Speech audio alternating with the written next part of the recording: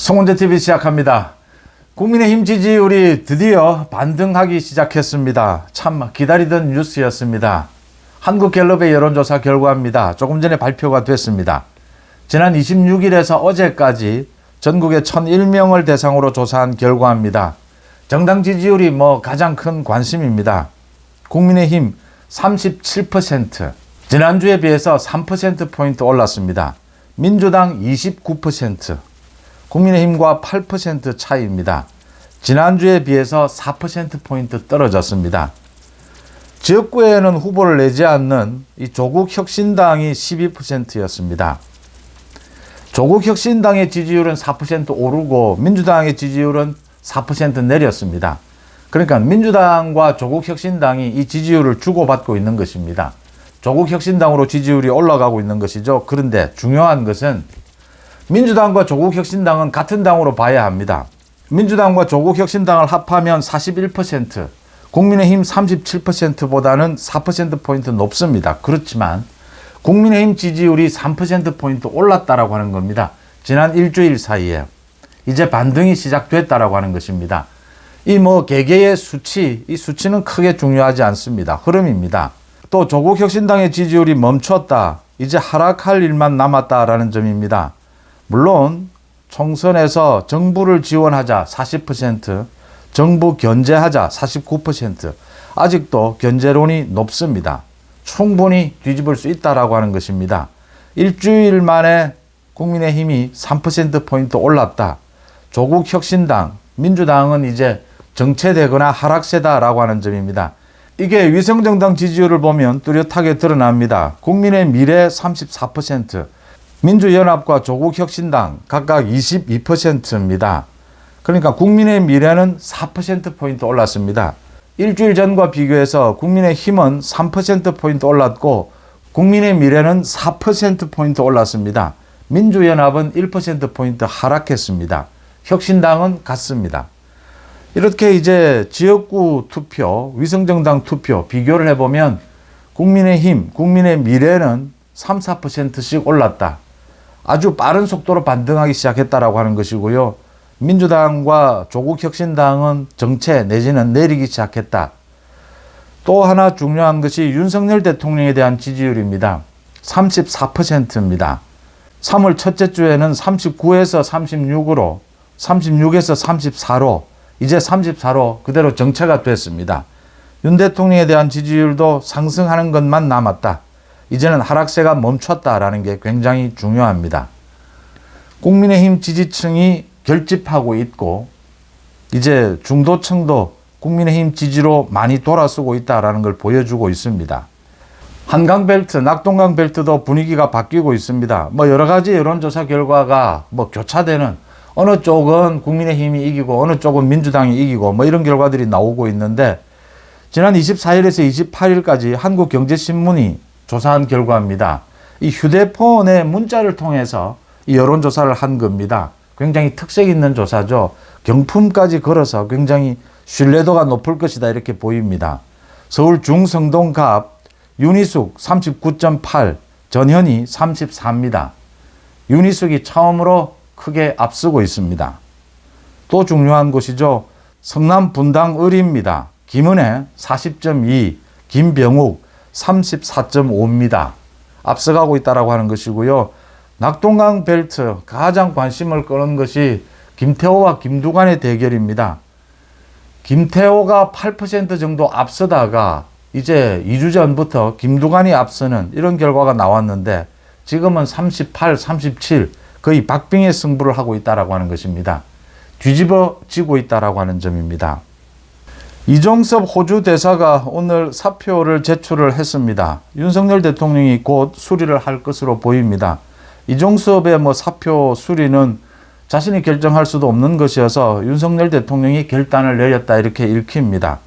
이종섭이 정말 억울한 부분이 있고 공수처의 잘못된 공수처의 정치질입니다. 정치 공작입니다. 이런 정치 공작이긴 하지만 총선에서 국민들이 나무란다면, 국민들이 꾸중을 한다면 그대로 받아들이겠다라는 윤석열 대통령의 결단으로 읽힙니다. 이종섭이 사표를 냈고 윤 대통령이 곧 수리할 것으로 보입니다. 한동훈 위원장이 오늘 처음으로 선거 방송을 했습니다. 재외 선거권자 대상 비례대표 선거운동 방송 연설입니다. 여기에 출연을 해서 한동훈 위원장이 여당의 비상대책위원장으로서 희망을 드리지 못하는 우리 정치를 반성한다 라고 했습니다. 그러면서 저희부터 달라지겠다. 국민에게 용서를 구하는 마음으로 진심을 담아서 정치 쇄신 약속을 드린다라고 했습니다. 정말 많이 잘못했다라고 했습니다. 용서해달라고 했습니다. 그리고 한 번만 더 기회를 달라고 했습니다. 한동훈 위원장이 할 수 있는 최대로 국민 앞에서 바짝 엎드렸습니다. 한 번만 더 기회를 달라고 했습니다. 경기 수원시 정의 이수정 후보입니다. 국민의힘. 이 대파 논란에 뛰어들어서 밑도 끝도 없이 한 뿌리 값이 어떻고 이렇게 875원 그 부분을 이야기한 것을 그래서 논란이 일고 민주당에서 헐뜯기를 했습니다. 사과를 했습니다. 대파 논란에 뛰어든 것 잠시 이성을 잃고 실수했다. 민생을 모른다는 저들의 지적이 부당하다는 생각에 잠시 이성을 잃고 실수한 것에 대해 사죄드린다라고 했습니다. 필요하면 몇 번이고 사죄를 드려야 될 부분입니다. 가짜뉴스입니다. 가짜뉴스긴 하지만 총선에서 국민들이 나무란다면 얼마든지 용서를 구하고 빌어야 합니다. 왜냐하면 이번 총선에서 국민의힘이 한동훈의 말입니다. 국민의힘이 만약에 저 민주당과 조국을 제압하지 못한다면 역사 앞에 죄를 짓는 것이다. 그런 심정으로 무릎을 꿇었습니다. 아직 한 문제가 남아 있습니다. 소위 이 의대 정원 부분입니다. 이 의대 정원 부분에 대해서 박민수입니다. 보건복지부 차관입니다. 중앙사고수습본부 부본부장입니다. 이 의료개혁은 의사 직역에 국한된 사안이 아니라 모든 국민이 직접적인 당사자다라고 했습니다. 이 의료개혁, 다수의 국민이 원하는 의료개혁을 특정 직역과 흥정하듯 뒤집는 일은 없을 것이다라고 했습니다. 이 2,000명 증원, 이걸 흥정하듯 뒤집을 수 없다라고 했습니다. 맞는 말입니다.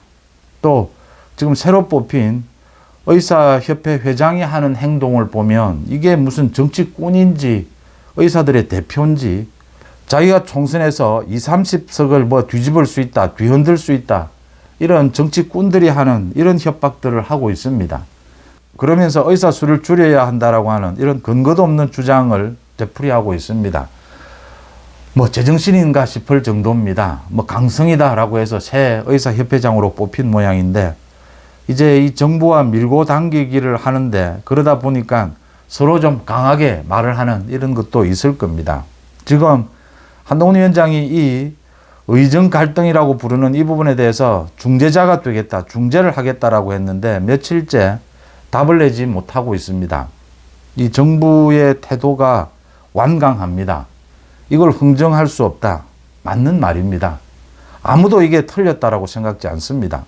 의사 수 늘려야 합니다. 그런데 지금은 총선입니다.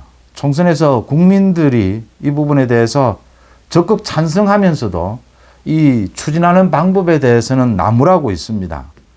이걸 정말 의료개혁을 그대로 강하게 밀어붙이는 것이 맞느냐, 이 총선 국면에서.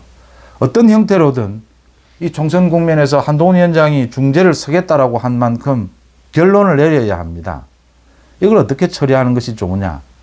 제가 그동안 지난 2주일 동안 국민의힘 지지율이 하락을 했습니다. 이제 반등을 하기 시작했습니다. 앞으로 큰 폭으로 반등을 해야 합니다. 10%포인트 정도 더 반등을 해야 합니다.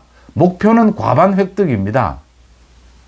여기에 목표 과반 획득에 두고 지금 총선 판세를 분석을 해보면 국민의힘 지지율이 내리게 된 계기, 이종섭이라든지 황상무라든지 도태우, 장해찬 많은 이야기들을 거론할 수 있을 겁니다.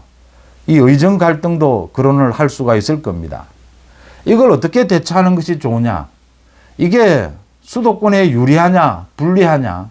또 영남 주장 다르고 수도권 주장 다르고 국민의힘 지지층에서도 생각이 또 다릅니다. 계산들도 다릅니다. 이 의료개혁만은 정말 정부가 말하듯이 이렇게 강하게 밀어붙여서 흥정하듯이 하지 말고 이게 당당한 태도입니다. 이게 원래 윤석열 정부의 색깔입니다. 국민들이 원하는 것입니다. 이대로 그대로 밀고 나가고 다른 것으로 이 리스크를 다른 것으로 보충하는 것도 좋은 방법이지 않느냐. 맞는 이야기입니다.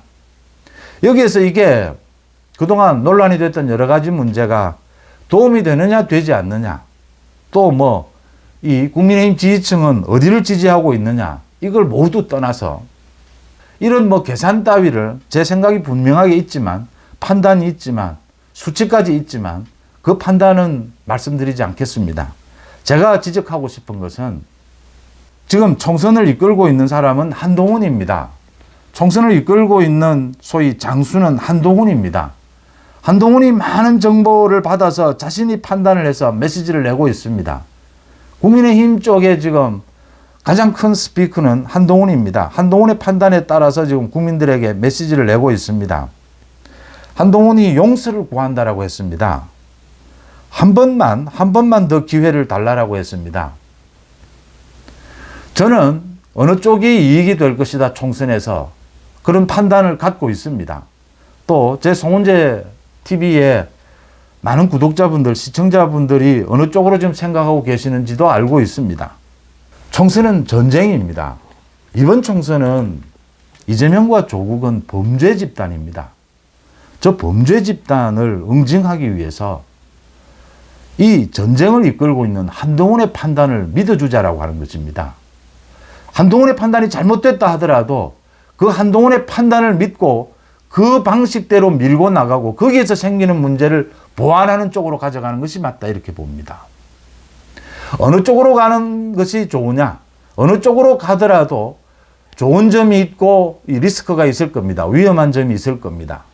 이제 어느 쪽이 더 좋은 점이 많으냐에 따라서 판단해야 합니다. 이 판단을 한동훈에게 맡기자라고 하는 겁니다. 한동훈이 판단해서 그 길로 가고 그 나머지 부분을 보완해 나가자라고 하는 것입니다. 이제 전쟁 10일 정도 남았습니다. 지금 누구의 판단을 믿어야 하느냐?